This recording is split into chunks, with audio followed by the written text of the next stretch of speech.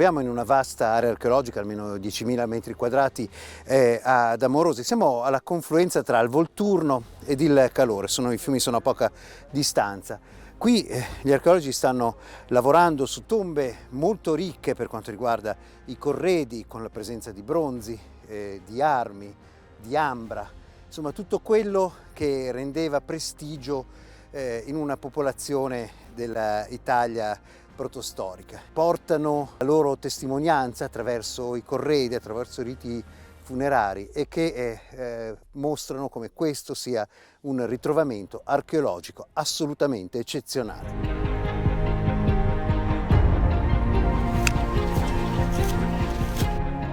Oltre un anno di scavi nell'area in cui sorgerà la stazione elettrica di Terna per l'alta velocità ferroviaria.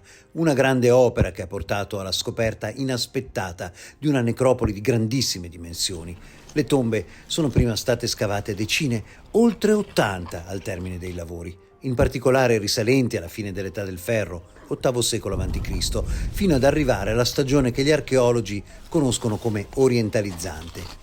Significa corredi raffinati, a volte principeschi, scendendo cronologicamente fino alla seconda metà del VII secolo. Infine, sorpresa delle sorprese, 2 grandi tumuli del diametro di 15 metri, segno inconfondibile di potere e rispetto riservato a pochi. Quando noi vediamo questi sorprendenti tumuli, ci immaginiamo, almeno degli individui principeschi, tra virgolette.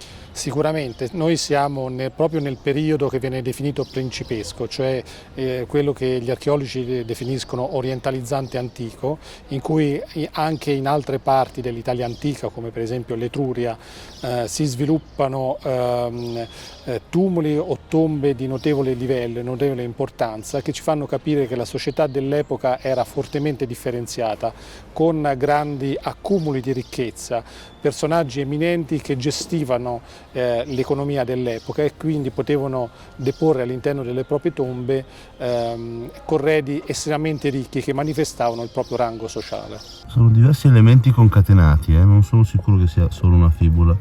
O una fibula con qualcosa attaccato sopra, o sembra quasi una catena con diversi elementi tubolari legati da anelli. Ci sono tantissimi elementi di interesse, la necropoli offre materiali di grande rilevanza che devono essere ovviamente studiati nel dettaglio. Abbiamo importazioni sia dal mondo etrusco che dal mondo greco e anche dalla Daunia, nell'attuale Puglia settentrionale. Abbiamo materiali sicuramente prodotti in loco, abbiamo una grande quantità di metalli finemente lavorati, dalle fibule ai pendagli. Addirittura abbiamo anche dei materiali della bardatura dei cavalli, insomma, che ci fanno anche in questo caso capire l'importanza e il livello sociale di queste genti. A fianco abbiamo un pezzo, una parte di una fibula in ferro con una parte in ambra e 2 fibule a ghiande. Dai corredi si comprende anche una differenziazione sociale di questa popolazione? Certamente, i corredi sono estremamente utili per capire nel dettaglio la società dell'epoca, che altrimenti ci sarebbe del tutto sconosciuta.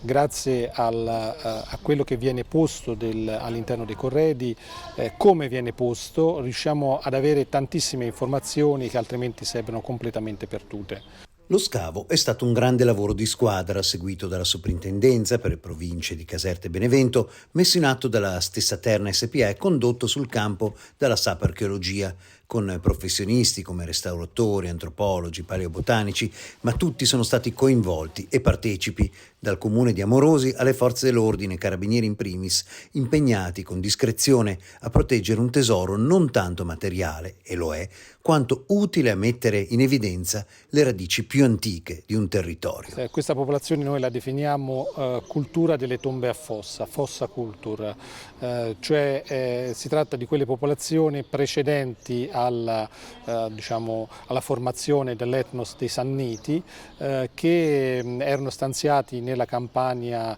interna, settentrionale, e che, diciamo, si trovavano in un territorio molto ricco, molto variegato, con la presenza di popolazioni diverse come gli Etruschi stanziati a Capua, come i Greci che fondarono le loro città sulla costa della Campania e della Magna Grecia. Quindi diciamo non stanno ai Sanniti come i Villanoviani stanno gli Etruschi, diciamo che sono semplicemente, è diversa la situazione. Beh, è in parte diversa. Queste popolazioni erano in stretta connessione e stretta relazione con genti diverse, gente venute dall'Etruria, gente venuta dalla lontana Grecia, e interagivano con loro. Sicuramente acquisivano conoscenze da questi mondi lontani e li rielaboravano secondo i propri stili di vita e la propria mentalità. Stili di vita che raggiungevano in alcuni nuclei elitari livelli altissimi. Come ci spiega la soprintendenza, i metalli sono a volte sorprendenti, in particolare uno splendido cinturone in bronzo decorato con grande eleganza, talmente prezioso, racconta Andrea Martelli, da essere stato riparato più volte, come si può fare solo con oggetti di prestigio da tramandare, in questa o nell'altra vita.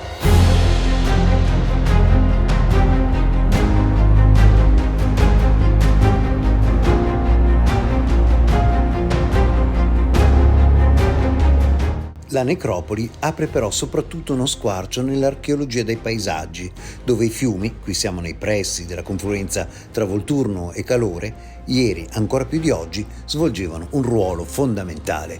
Qui per fortuna il paesaggio ha ancora ampi scorci di bellezza e ricostruirne la storia è ancora più importante. La necropoli sorge proprio sulle sponde del fiume Volturno, a controllo del fiume Volturno, e ci fa capire qual era la vera ricchezza dell'epoca. La ricchezza dell'epoca era proprio il controllo e la gestione dei traffici lungo il fiume Volturno, e quindi il rapporto che il fiume permetteva di avere con Capua, prima di tutto, e con le città greche della Campania.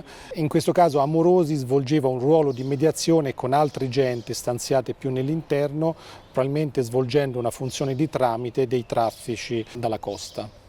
È venuta fuori un'importantissima necropoli che ha restituito una serie di oggetti che costituiranno molto probabilmente il nucleo centrale di quello che sarà a breve il Museo archeologico di Amorosi. Dobbiamo dimenticarci che tutto ciò che il sottosuolo ci dà è un patrimonio, è una testimonianza di quelli che noi eravamo migliaia di anni fa. Quando un utente, un passante, oppure il famoso Marel vede un cantiere di Terna, lì si sa che gli archeologi ci hanno già guardato in qualche modo. Sì, assolutamente ci hanno già guardato in tutte le fasi, perché l'archeologia preventiva nasce da una prima fase anticipata durante la fattibilità, con una serie di approfondimenti anche non sitospecifici naturalmente, ma c'è sempre un controllo da parte dell'archeologo, che sia diretto o di verifica da parte dell'archeologo interno, a maggior ragione se siamo in un'attività di cantiere. Ecco, questa è la cosa positiva, che chi si occupa di grandi opere ormai ha metabolizzato il fatto che l'archeologia è una parte del lavoro. Sì, assolutamente, è superata l'idea che l'archeologia è un elemento stativo, ma è ormai conclamato che sia un elemento al pari di altri che va a determinare la progettazione di un intervento.